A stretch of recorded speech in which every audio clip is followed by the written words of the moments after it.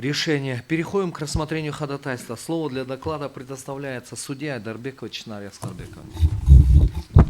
Спасибо.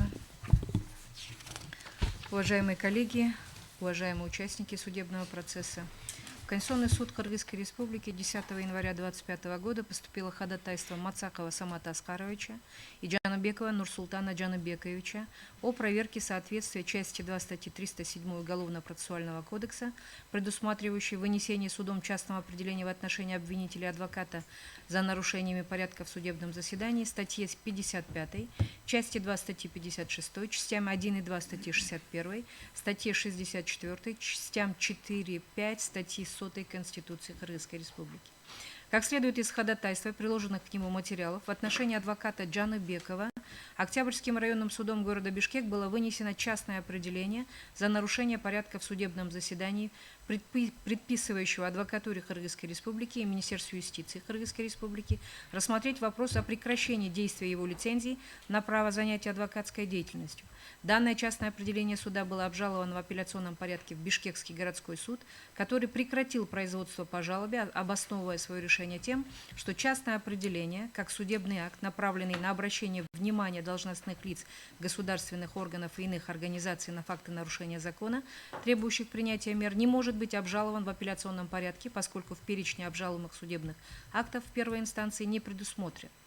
Автор обращения отмечает, что приведенный ими случай выявил правовую неопределенность, сложившуюся в вопросе правомочности судьи выносить частное определение в отношении адвоката, а также невозможность его обжалования в вышестоящей инстанции. По мнению субъектов обращения, правомочие судьи выносить частное определение на действие и поведение адвоката в судебном заседании в рамках уголовного судопроизводства появилось в редакции нового Уголовного процессуального кодекса в редакции 2021 года. Прежде суд мог выносить такие акты в отношении всех участников судебного разбирательства, кроме обвинителя-защитника. Обращаясь к положениям статей 55, 64, части 2 статьи 56 Конституции, предусматривающих гарантии прав и свобод человека и гражданина, в том числе правомочия законодателя определять права и обязанности адвокатов в их высокой роли защищать права и свободы граждан, а также принцип запрета принимать государством законов, отменяющих или умаляющих права и свободы человека, авторы обращения считают, что оспариваемая норма ухудшает положение адвокатов вопреки установленным конституционным нормам. Также оспариваемая норма воспринимается ими как прямое давление на адвоката.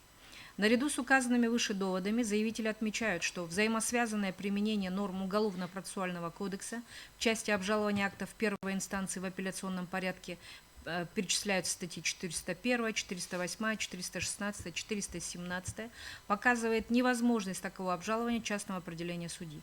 Такое правовое регулирование, по мнению заявителей, нарушает положение частей 1-2 статьи 61 Конституции, закрепляющие гарантии права на судебную защиту и право защищать свои права и свободы всеми доступными способами, не запрещенными законом.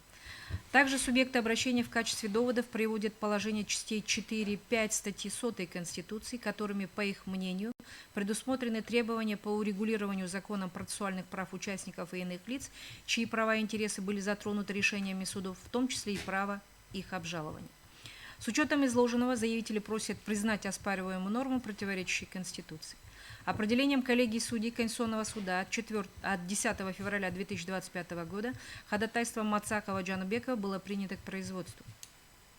В Конституционный суд Кыргызской Республики 15 января 2005 года поступило еще одно ходатайство Мацакова и Джаныбекова о проверке той же оспариваемой нормы на соответствие статьи 55, части 2, статьи 56, частями 1-2 статьи 61, статьи 64 Конституции, дополненная следующими правовыми аргументами.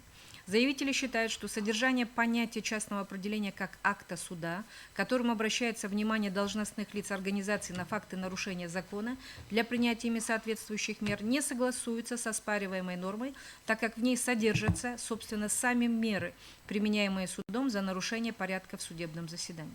В этой связи заявители утверждают, что вынесение судом частного определения в отношении адвоката как мера воздействия за неподчинение суду противоречит как смыслу частного определения, так и статьи 64 Конституции. Из смысла указанной статьи Конституции вытекает, что порядок деятельности профессионального сообщества адвокатов, в том числе и порядок привлечения к ответственности адвокатов, определяются специальным законом, которым является закон об адвокатуре Кыргызской Республики и адвокатской деятельности. Определением коллегии судей Конституционного суда 14 февраля 2025 года ходатайство было принято к производству. Учитывая однородность требований в указанных выше обращениях, дела были соединены в одно конституционное судопроизводство определением судьи-докладчика от 17 февраля 2025 года. В ходе подготовки дела к рассмотрению на заседании Конституционного суда судьей-докладчиком были привлечены в качестве третьих лиц постоянный представитель президента и Кабинета министров в Конституционном суде Кыргызской Республики, Верховный суд Кыргызской Республики, Генеральная прокуратура Кыргызской Республики, Министерство юстиции Кыргызской Республики и Адвокатура Кыргызской Республики. По рассматриваемому делу проведены все необходимые процессуальные действия, дело готово к рассмотрению. Уважаемые коллеги, есть у вас вопросы к Чинаре Аскарбековне?